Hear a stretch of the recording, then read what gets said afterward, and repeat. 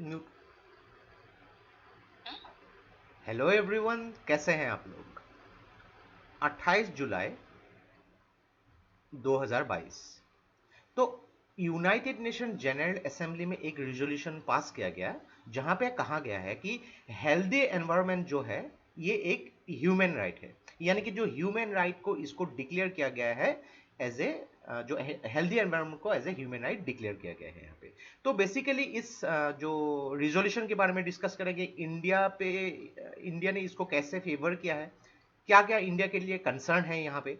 इस जो मूव के पीछे के बैकग्राउंड के बारे में समझेंगे, भारत में कौन सी कॉन्स्टिट्यूशनल प्रोविजंस है और कैसे कैसे प्रोटेक्शन एक्ट भी भारत में है, इसके बारे में डिस्कस करेंगे। तो देखिए, from environmental science point of view के हिसाब से देखिए तो बहुत ही इंपॉर्टेंट वीडियो होने वाली है। तो इस वीडियो को एंड तक बिल्कुल देखते रहिएगा। और इससे पहले अगर आप लोगों ने हमारे चैनल को अब तक सब्सक्राइब नहीं किया है तो इसको प्लीज सब्सक्राइब कर लीजिए, ताकि आने वाले ऐसे ही वीडियोस के नोटिफिकेशन इसी तरह आपको मिलते रहे। तो चलिए आज का वीडियो शुरू करते हैं। तो recently United Nation General assembly ने एक रिजोल्यूशन पास किया है। तो उस रिजोल्यूशन में कहा गया है कि जो हेल्दी एनवायरनमेंट है ये एक ह्यूमन राइट है। तो बहुत सारे देशों ने यहाँ पे उस फेवर में वोट डाले हैं। लगभग 193 मेंबर में से 161 मेंबर कंट्रीज ने जो इस रिजोल्यूशन के फेवर में वोट डाले हैं, और इंडिया ने भी इसी फेवर में वोट डाले हैं।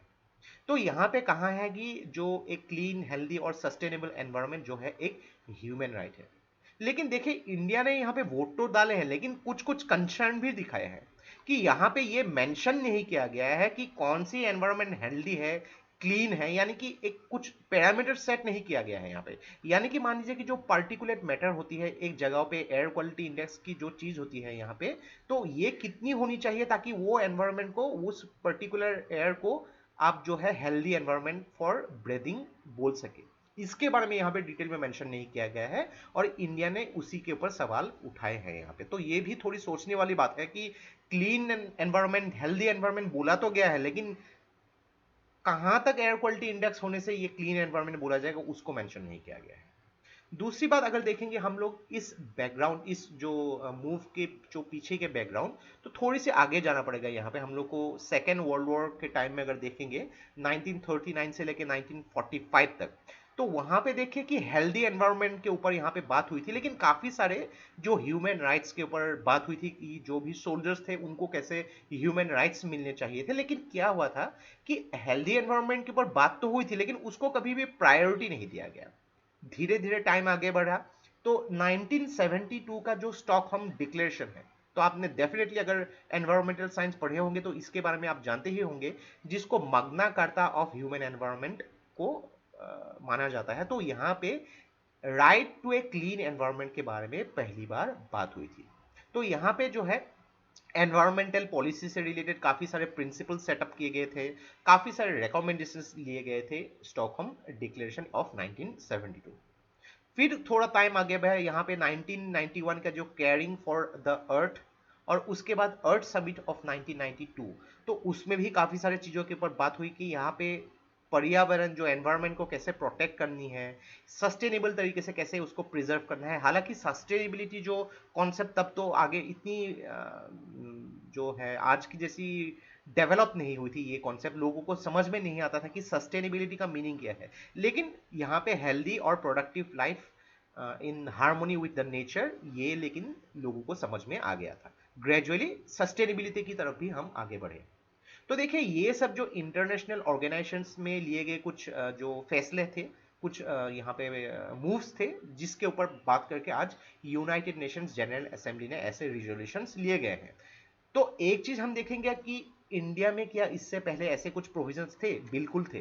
कॉन्स्टिट्यूशनल प्रोविजंस में अगर देखा जाए कि इंडिया में देखिए यहाँ पे जो हेल्दी एनवायरनमेंट को ह्यूमन राइट बोला गया है, और यहाँ पे एनवायरमेंटल डायमेंशंस जितने हैं, सारे डायमेंशन, जैसे कि सिविल हो गए, यहाँ पे सिविल तरीके से उसको प्रोटेक्ट करना है, कल्चरल उसके ओरिएंटेशन होती है, इकोनॉमिक ओरिएंटेशन होती है, पॉलिटिकल कॉन्सिक्वेंसेस होती है, सोशल राइट्स होती है। इन सारे जो डायमेंशन को हम लोग एक साथ एनवायरनमेंट के साथ जोड़ सकते हैं। तो इनको जो है एक साथ जोड़ के human life with dignity environment के साथ जोड़ा गया है। तो right to life of article 21 जो एक फंडामेंटल राइट है, इसके हिसाब से किसी भी व्यक्ति को अपने हिसाब से यहाँ पे राइट टू लाइफ, जिंदा रहने की यहाँ पे विथ ह्यूमन डिग्निटी अधिकार होती है, ये फंडामेंटल राइट है। यानी कि मान लीजिए कि आप एक लोकेलिटी में रहते हैं, यहाँ पे किसी प्राइवेट पार्टी ने एक जो है एक प्राइवेट एंटरप्राइज ने एक कुछ इंडस्ट्री खड़े कर दिए और उन्होंने क्या किया कि उन लोगों को लाइसेंस मिल चुकी है, उन्होंने बहुत ज्यादा पोल्यूशन करके रखा हुआ है, तो आप क्या कर सकते हैं, कोर्ट के पास जा सकते हैं कि इस कंपनी ने जो है आपका यहाँ पे ब्रीदिंग लेने को दुश्वार कर दिया है यहाँ पे। तो ये आपका जो है राइट टू लाइफ, यानी कि जिंदा रहना नहीं, विथ ह्यूमन डिग्निटी जिंदा रहने का आपका फंडामेंटल राइट है। ग्रेजुअली यहाँ पे अगर देखा जाए हम लोग डीपीएसपी के थ्रू यहाँ पे जो काफी सारे और भी आर्टिकल्स जुड़े गए थे 42nd अमेंडमेंट ऑफ 1976। तो यहाँ पे अगर देखा जाए आर्टिकल 48A और 51A, इसके तहत भी काफी सारे प्रोटेक्शंस रिगार्डिंग द एनवायरमेंटल जुड़े गए थे। लेकिन एक चीज बिकॉज हम जानते हैं कि डीपीएसपी ये नॉन जस्टिसेबल इन नेचर है, यानी कि आप उनको जो है कोर्ट में जस्टिफाई नहीं कर सकते हैं अनटिल एंड अनलेस कुछ वहां पे एक्ट ना हो, तो उसके लिए भी एक्ट है। तो इसके हिसाब से देखा जाए कि इंडिया में एनवायरमेंटल जो पर्यावरण की सुरक्षा के लिए हमारे संविधान में जो प्रावधान मौजूद है, ये दुनिया में भारत कुछ प्रमुख देशों में से ऐसे है कि कॉन्स्टिट्यूशन में जो एनवायरमेंटल प्रोटेक्शंस के बारे में मेंशन किए गए हैं। तो थोड़े से जो प्रोटेक्शन एक्ट अगर हम लोग देखेंगे यहाँ पे एनवायरमेंटल प्रोटेक्शन एक्ट जो भारत में मौजूद है, तो यहाँ पे देखिए कि wildlife protection act of 1972 ये मौजूद है। Then water and prevention of control of pollution act of 1974 मौजूद है यहाँ पे।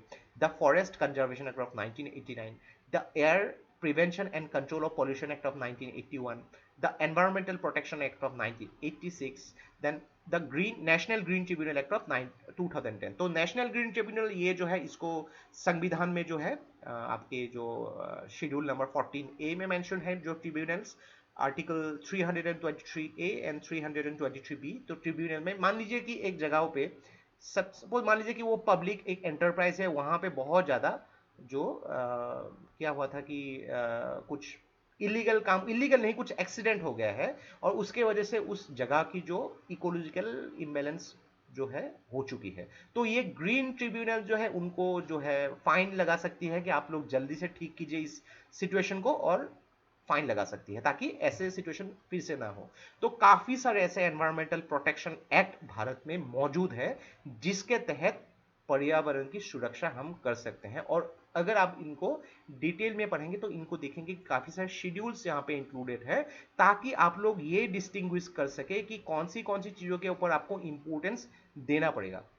अब मान लीजिए कि अभी आपने किसी जगहों पे सपोज मान लीजिए कि आपने, फॉर एग्जांपल मैं एक एग्जांपल दे रहा हूं कि आपने एक जो चिकन खरीद के लाए, एक मुर्गी खरीद के लाए, उस मुर्गी को आपने काट लिया, तो उसके खिलाफ कुछ भी कार्रवाई नहीं होगी क्योंकि मुर्गी जो है ये एक जो एनवायरमेंटल प्रोटेक्शन एक्ट में किसी शेड्यूल में नहीं रखा गया है।